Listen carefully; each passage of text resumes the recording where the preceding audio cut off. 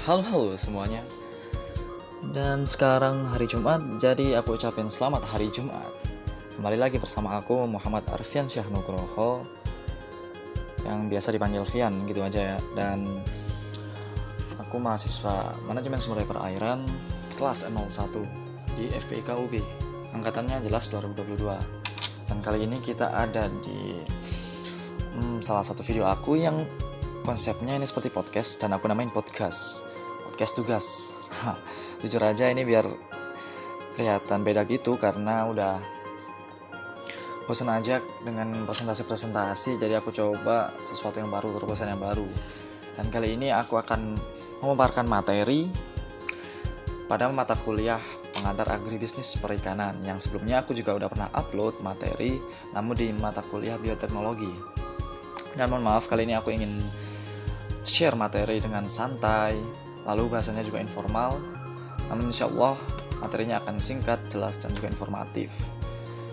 Dan sebenarnya ini adalah tugas UAS oleh dosen saya, jadi aku akan memaparkan materi dengan sebaik mungkin. Dan langsung aja kita ke topiknya, yaitu agri-service dalam agribisnis perikanan. Oke. Jadi kita bahas dulu, mungkin pengantar sedikit, bahwa agribisnis perikanan itu industri yang berbasis budidaya perairan ataupun juga perikanan tangkap, yang perannya sangat penting dalam penyediaan bahan pangan, pakan, dan produk lain yang tentu dari hasil perikanan. Nah, dalam sistem agribisnis, keterkaitan antara subsistem dapat berjalan apabila terdapat hubungan yang saling menguntungkan secara proporsional dan saling mendukung antar pelaku dalam sistem komoditas yang bersangkutan. Agribisnis mencakup kegiatan pertanian, perkebunan, kehutanan, dan juga perikanan dan kelautan. Oleh karena itu, kita akan bahas agribisnis perikanan, yaitu sebuah sistem tadi, dan memiliki subsistem. Dan subsistem sendiri adalah komponen tadi yang dapat berupa fisik ataupun abstrak. Nah, kita akan membahas lebih lanjut, kita akan mempelajari lebih lanjut mengenai agri-service sebagai salah satu subsistem pada agribisnis perikanan. Oke, agri-service sendiri dapat diartikan sebagai unit bisnis penyedia jasa selain jasa niaga. Karena pada agribisnis terdapat subsistem agri-niaga juga, namun berbeda dengan agri-service, mereka terpisah. Nah, agri-service termasuk komponen input pada suatu sistem, sama dengan agri-industri hulu. Kenapa? Karena mereka menyediakan jasa. Nah, agri-service juga dapat dikatakan sebagai subsistem pendukung. Kita kenalnya juga mudahnya subsistem pendukung gitu aja lah dalam suatu sistem. Nah, untuk subsistem pendukung agribisnis perikanan merupakan rangkaian komponen yang mendukung kegiatan produksi, mulai dari produksi, pengolahannya, distribusi, dan sampai pemasaran produk perikanan. Subsistem ini melibatkan berbagai elemen dan faktor yang berperan penting dalam mengoptimalkan hasil produksi dan meningkatkan nilai tambah produk perikanan. Ya, contoh umumnya, subsistem pendukung ini mendukung dalam produksi, lalu juga subsistem pendukung teknologi, pendukung pemasaran tadi, subsistem yang mendukung dalam penelitian dan pengembangan, mendukung dalam keuangan dan permodalan. Bahkan subsistem pendukung ini juga menyediakan pendidikan, pelayanan pendidikan, dan juga pelatihan. Nah, lanjut. Jadi subsistem pendukung ini dalam menyediakan jasanya tentu memiliki suatu lembaga atau kelembagaan agribisnis kita sebutnya, karena subsistem pendukung agribisnis ini akan lebih terorganisasi apabila ada kelembagaan, karena kelembagaan sendiri adalah suatu sistem organisasi sosial yang terwujud karena nilai umum dan cara dalam menyatukan kebutuhan dasar masyarakat. Mengenai kelembagaan agribisnis, maka dapat diketahui lembaga-lembaga yang menjadi pendukung segala kegiatan agribisnis meliputi subsistem sarana dan prasarana produksi, budidaya, pengolahan, hingga pemasaran. Kelembagaan agribisnis ini juga bertransformasi atau berubah.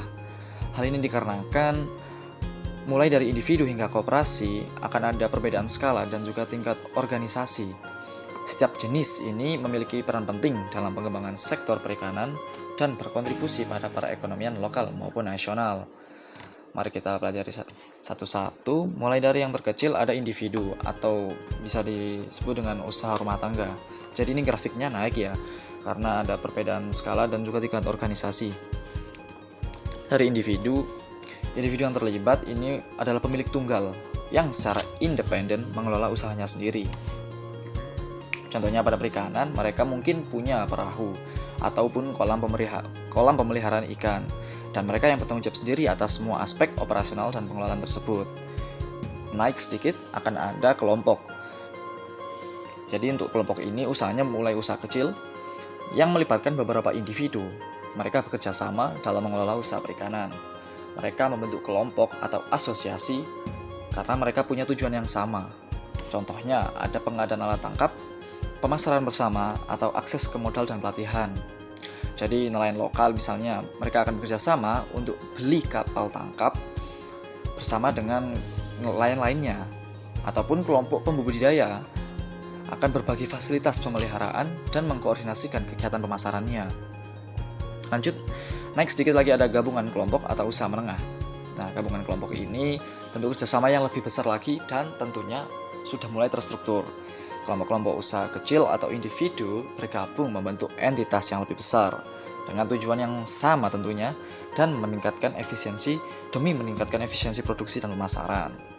Dan yang paling tinggi ada koperasi. Kita punya usaha paling besar karena koperasi sendiri adalah bentuk kelembagaan yang lebih besar dan formal, didirikan oleh sekelompok orang atau entitas dengan prinsip-prinsip demokrasi ekonomi. Koperasi perikanan berfungsi untuk memberikan dukungan teknis, akses ke modal, pemasaran, dan perlindungan sosial kepada anggota-anggotanya. Mereka tentunya sudah memiliki struktur organisasi yang kuat dan berperan sebagai pengelola sumber daya perikanan yang berkelanjutan. Ya, contohnya mungkin pada nelayan gitu pasti ada koperasinya, entah itu mengelola pelabuhannya atau menangani pemasaran ikan. Nah, kelembagaan agribisnis ini bertransformasi, mereka pasti juga punya manfaat. Manfaatnya pun sangat signifikan dalam pengembangan dan pengelolaan agribisnis perikanan di Indonesia. Contohnya ada manfaat koordinasi dan pengaturan. Jadi kelembagaan agribisnis akan membantu dalam mengordinasikan dan mengatur aktivitas agribisnis, mulai mengatur produksi, distribusi, hingga pemasarannya. Lalu mereka juga bermanfaat dalam akses ke pasar, karena mereka mampu memfasilitasi akses pelaku agribisnis ke pasar yang lebih luas. Mereka juga bermanfaat dalam inovasi dan transfer teknologi, peningkatan akses ke pembiayaan, dan perlindungan kepentingan pelaku agribisnis. Nah, secara keseluruhannya ya, kelembagaan agribisnis akan bermanfaat secara luas dalam mengkoordinasikan, mengatur, dan mengembangkan agribisnis perikanan.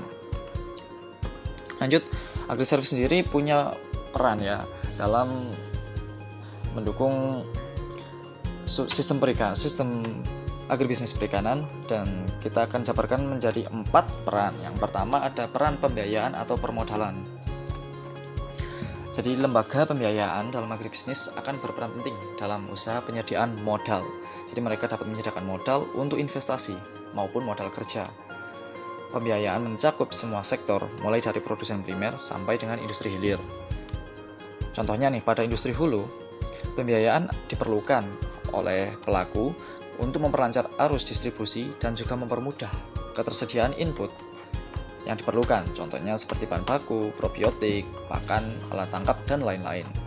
Sedangkan pada sektor hilir, mereka juga tetap butuh modal. Untuk apa? Yaitu pembiayaannya kepada pemasaran agar distribusi menuju konsumen pelanggan menjadi efektif dan efisien. Lalu peran yang kedua ada peran pemasaran atau distribusi. Jadi dalam hal ini, agriservice berfungsi sebagai fasilitator antara konsumen dengan produsen. Konsumen ini bisa disebut dengan defisit unit, sedangkan yang produsen bisa disebut dengan surplus unit. Namun dalam peran pemasaran ini, tidak semua usaha menggunakan jasa dari subsistem pendukung ini atau jasa agriservice. Karena suatu perusahaan mungkin dapat menggunakan jasa agriservice, juga bisa tidak karena mereka menyediakan pemasaran melalui usaha mereka sendiri.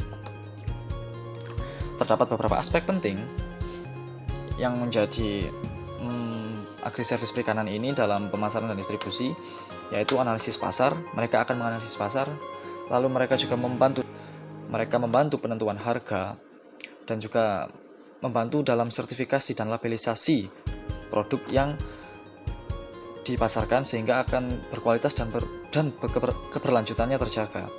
Terakhir, mereka akan membantu dalam hal distribusi dan logistik. Lalu peran yang ketiga ada peran riset. Karena memang subsistem ini relevan dalam sistem agribisnis perikanan dalam riset-riset. Contohnya sudah ada riset pemeliharaan ikan, riset pengelolaan sumber daya perikanan, riset nutrisi dan pakan ikan, kesehatan dan manajemen penyakit, hingga riset penggunaan teknologi dalam perikanan dan riset keberlanjutan dan dampak lingkungan. Lalu peran yang terakhir adalah subsistem agri-service dapat menjadi penanggung resiko. Karena pada pemasaran terdapat fungsi-fungsi pemasaran yang dilakukan oleh pedagang besar dan pedagang pengecer. Nah, mereka ini tentu mempunyai resiko. Dan subsistem pendukung atau agri-service dapat menjadi penanggung resiko mereka. Fungsi-fungsi pemasaran merujuk pada serangkaian kegiatan dan tindakan yang ditujukan untuk merekam barang, dalam hal ini komoditasnya. Nah, dalam agribisnis, resikonya besar. Contohnya, teknologi dan manajemennya. Oleh karena itu, dengan adanya agri-service, resiko tersebut dapat diatasi. Teknologi dan manajemen yang handal akan meminimalisir resiko karena dengan adanya pengembangan teknologi dan manajemen, agribisnis berjalan dengan semestinya. Agri-service juga sebagai penjamin untuk meminimalisir adanya resiko dalam agribisnis. Maka sarana pasti akan dikembangkan dan juga diberikan kepada pelaku agribisnis. Pada pengembangan dan pemberian sarana ini, mereka juga memberikan jaminan pasar yang dilakukan oleh pemerintah, di mana pemerintah melakukan jaminan dan menjadi penengah di pasar ketika ada produk yang belum pasti di pasar seberapa kebutuhannya. Nah, jadi mungkin materinya cukup sampai di sini. Terakhir ya di peran ini. Sekianlah ya pemaparan materi dari saya, semoga bermanfaat. Dan saya sangat menerima kritik, saran maupun tanggapan bagaimana konsep podcast saya ini, terobosan saya ini, apakah lebih kreatif atau mungkin bagaimana. Saya akan menerima semuanya.